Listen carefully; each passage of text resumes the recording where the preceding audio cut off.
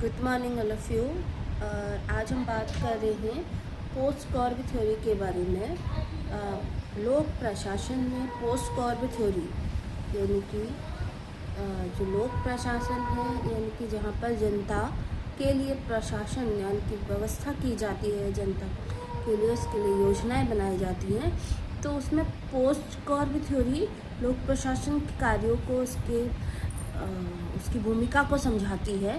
तो 1937 में लिंडल उर्विक और लूथर गुलिक द्वारा ये पोस्ट कॉर्ब थ्योरी को दिया गया है, जिसमें ये बताया गया है कि जो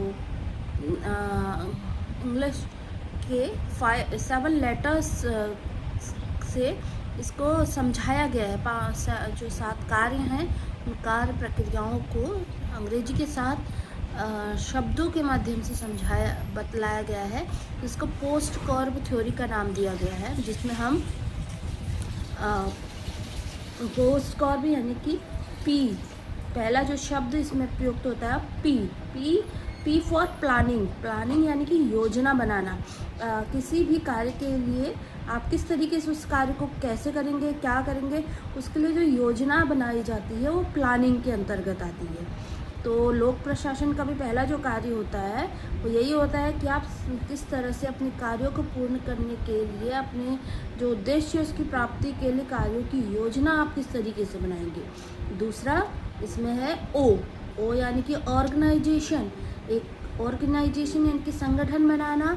किसी भी लक्ष्य को, उद्देश्य को प्राप्त करने के लिए आप एक संगठन आपको बनाना होगा। संगठन यानी कि 2 या 2 से अधिक लोग मिलकर के जब किसी एक कार्य को करने के लिए एकत्रित होते हैं तो हम उसे संगठन कहते हैं। तो लोक प्रशासन में भी लोक प्रशासन अपने उद्देश्यों को तभी प्राप्त कर सकता है जब उसके पास अपना एक निश्चित संगठन होगा, लोगों को संगठित किया जाएगा, उनके कार्यों का विभाजन उसमें किया जाएगा।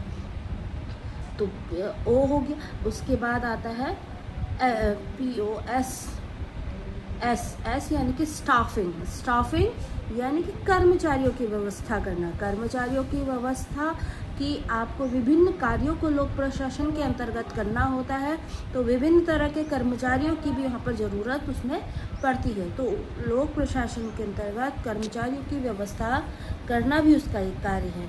फिर उसके बाद आता है D डायरेक्टिंग यानी कि निर्देशन करना, यानी कि जो भी कर्मचारी हैं, जो लोग हैं, जो पब्लिक लोक प्रशासन से जुड़े हुए लोग हैं, उनके कार्यों को निर्देशित करना, उनका मार्गदर्शन करना, तो वो निर्देशन भी इसके अंतर्गत